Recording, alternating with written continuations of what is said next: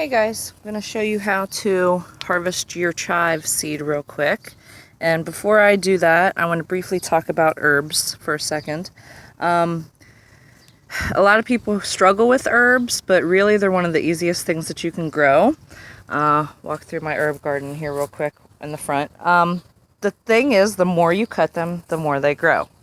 And that is very important to keep in mind because a lot of people are afraid to cut their herbs.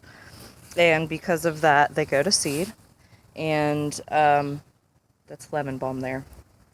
And they never get to enjoy them, a harvest, a full season of them. So keep in mind that you always want to cut them. For me, with the exception of chives, because I always let my chives go to seed, no matter what. I always let them bloom. It's one of the first things to bloom, early spring, when the dandelions are out. So this is one of the first things that the bees and the pollinators have to feed on. With that being said, let's get to work here. A little overdue. If you can see, there's seed already coming out. Okay, that's it. That black stuff, that's the seed.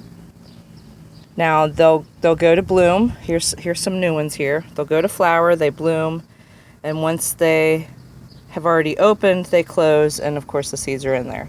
And that goes for almost all herbs and many other plants and flowers and things.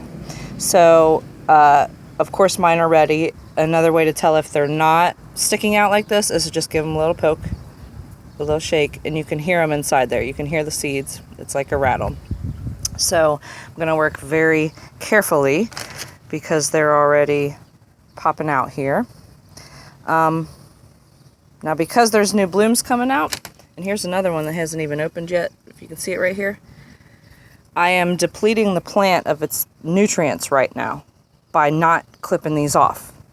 And I've waited a little longer than I could have. These could have come off a couple weeks ago. So you want to be sure to do that regularly. You know, you want to let it go to seed and then get it as soon as it's ready. And you can hang dry them in bags. You don't have to leave them out here like I have. So with that being said, I'll get to work here. You want to clip as close to the bottom as possible. So find your stem here and clip. Now see how seeds fell out as soon as it hit the ground. So they're already probably self-seeding besides that, but that's what you don't want. I'm holding the camera, so I only have one hand right now. You want to be very careful so that that doesn't happen. And then you're going to collect it into the bag. Right now I'm just going to slip these in here because I'm going to end up grabbing the top. That's another reason you want to cut all the way at the base, because you want to leave this stalk here. You're going to use it. So you want to get all that stalk out of there so that your nutrients can go where they're supposed to, and because you're going to tie them up at the top of the bag. So I just want to get a few more here so that I can show you what to do once you have them in the bag. And chives are something that come back every year, bigger and better. So you want to maintain them properly so that you can have that and enjoy them year after year after year. They're one of the first things to bloom. Okay, so here's all my deadheads here, right? I've got the long stalk on them. Stick them in the bag like this, and then leave them hanging out just a little bit. Okay? Of course, I'm going to go back and get all these, but for demonstration purposes, I'm going to show you right here. So, sticking out of the bag, right? I've got a rubber band. You want to crimp the top of the bag with the stems. Okay? See that? Now I've got my whole bag here.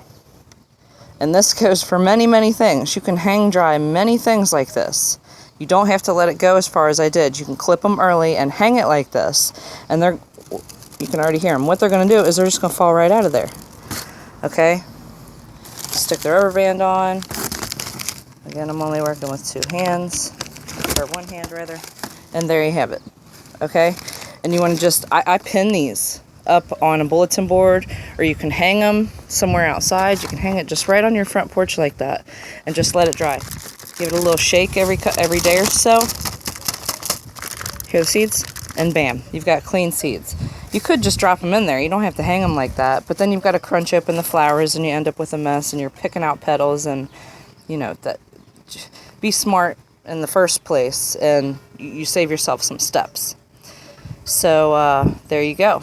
Keep that in mind for almost all herbs, like I said, and you'll have seeds. You will never have to buy seeds again. You need to save your own seeds if you're growing your own food and flowers and plants, and utilize every single thing that you can. If you can harvest the roots of things, do it.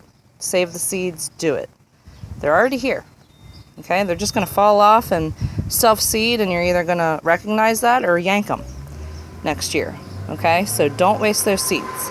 Happy homesteading.